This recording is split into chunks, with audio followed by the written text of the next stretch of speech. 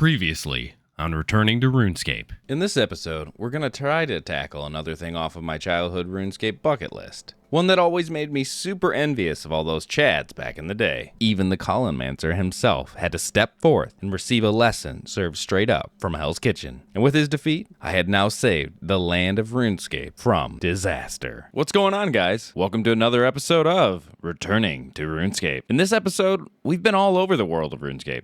I've been slaying giant monsters, and I've been leveling up skill after skill for another base level milestone. Now this time, I was aiming for level 60 in all my stats. What can I say? I've been a very busy guy this last week. Now that being said, I do hope you guys enjoy this episode. It also goes without saying that I appreciate each and every one of you guys for stopping by, regardless if you're a subscriber or not. But if you aren't a subscriber and you did enjoy this video, please do consider it so that you don't miss any of the future videos. Now, with that being said, let's get into it, boys. So, there I was, just minding my own business, back to killing innocent creatures for my Slayer Master's approval, when all of a sudden, boys, we got ourselves our first superior. Said these guys are worth like a lot of money, so that'll be cool.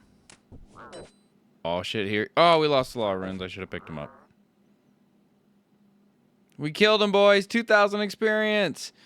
And we got a limpwort root. Let's go. Now, after killing one giant monster, it was time to move on to an even greater threat, boys. We have dispatched of many Dagonoths up to this point, even killing a feral clan mother. However, those were merely babies compared to the 3 Dagonoth kings of legend who exist on a faraway island north of Releka. Now, these kings have apparently amassed their own stockpiles of loot, and specifically some very valuable jewelry, and it was my intention to take it away from them, boys. But I was not going to be able to do this alone. A, for I am still a big noob and have absolutely no idea on how to even get there in the first place, and B, I am also severely underleveled to try and handle all 3 of these boys by myself. So I had to enlist the help of a brave adventurer who goes by the name of Bicep Bear. His high-level Iron Man has conquered these kings hundreds of times. So together, we had everything we needed to take down these fearsome rulers of the Dagonoth Kingdom. The plan was simple, boys. I was going to go down and immediately head to the right to the east side of the throne room and try and handle the Dagonoth Rex 1v1 via safe spotting, cause I'm scared. While Bicep Bear took care of the other 2. And well, this is how it went, boys.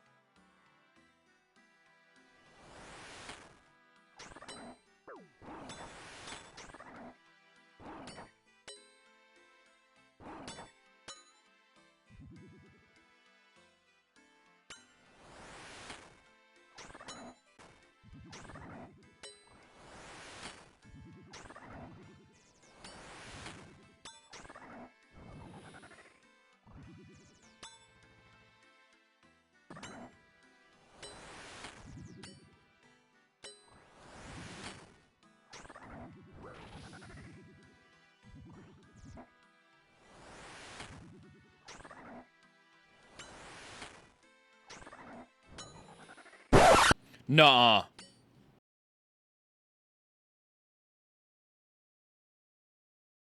Nuh-uh.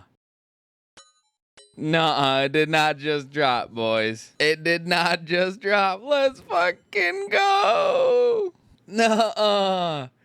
It did not just fucking drop, boys. Let's fucking go. Oh my god. Now, after selling off one of my new Berserker ring drops for a little over 5 mil and having a bunch more liquid cash in the bank, I could finally stop scraping by off the sales of my chimichangas. And with this, I could start investing back into my skills because I felt it was finally time to get this total level up, boys. This time our new goal was 60 in all skills like I had mentioned, and I figured once we had achieved this goal, we would be able to do the majority of the quests we have remaining and get one step closer to another grand milestone on the account. One that I've always wanted, the quest cape. So, with that being said, it was time to start grinding, but thankfully, we had already achieved 60 in the majority of our skills up to this point. Alright, to start off the grind, I wanted to get 60 mining. Now, I was definitely getting tired of the old iron ore farm, so I decided to switch it up. This time, maybe start a new little routine. So with a little bit of research, I decided to give shooting stars a chance. I joined the dedicated group chat, Star Miners, which, big shout out to these guys. The people running it are awesome, and they really help the community on one of the lesser enjoyable skills. The whole premise of shooting stars basically being running around the world of RuneScape and trying to find and then mine these fallen comets for some really chill, relaxing AFK mining experience. The whole thing had a nice, enjoyable twist on mining rather than just hitting the same rocks and dropping the ore over and over. I actually enjoyed it, and it allowed me to see some areas of RuneScape I probably wouldn't go to normally. Now, with 60 mining out of the way, it was time to switch over to training Irby. This skill was obviously simple enough. I basically just stood at the bank and crafted a whole boatload of super anti-poisons. Thankfully, the gold loss on this one was only around the 500k mark, so it wasn't too horrible, and the experience comes so fast considering each potion only takes half a second and you get over 100 experience each. Before long, this little alchemist had achieved 60 Irby, boys. Now with both of those two out of the way, it was time to return to my life as a sword for hire and slay more innocent creatures, boys. This time we had to travel to the pirate island of Mostly Harmless and rid its citizens of the horrors that lie outside of their city walls. Now, these jungle horrors were actually quite easy to dispatch of and gave a surprisingly good amount of combat and slayer experience. The best thing being how close together they were, coupled with their aggressiveness, it made it super easy to kill this task off. And then we did it, boys. 60 slayer. Now, after being one step closer to being a renowned slayer in the lands of RuneScape, I found out that recently Jagex decided to release a new moneymaker option for the low to mid levels like myself, and that is these guys right here. Now, these zombie pirates have the capability of dropping items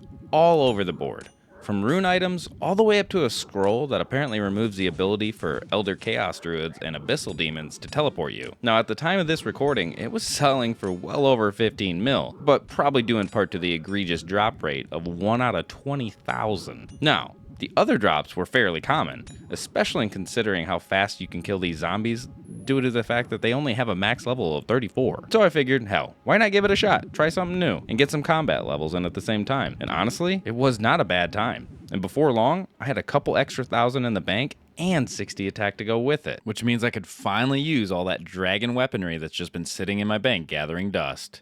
Specifically the scimitar, which is going to make training so much easier in the future, boys. Now, after getting 60 attack, it was time to brave the deep wilderness once again. It was time for me to return to the Chaos Altar and sacrifice hundreds of thousands of gold worth of dragon bones to the Dark Lord Zamorak in exchange for prayer experience, and lots of it. But thankfully, boys, I was already in the high 50s of prayer, so I only needed a few more levels to get to 60. But I would be lying if I said my booty wasn't a bit puckered every time I ran out there with an inventory full of bones. After narrowly escaping multiple PKers, and even an entire clan after I had just finished up my inventory, which I don't know why they would be wasting their time, but nevertheless, I persevered, and finally, I was rewarded with 60 prayer. After making a great start on my new base level goal of 60 in all the stats, and getting one step closer to being able to access 1,500 total level worlds, I thought this was going to be a great stopping point for this episode, boys.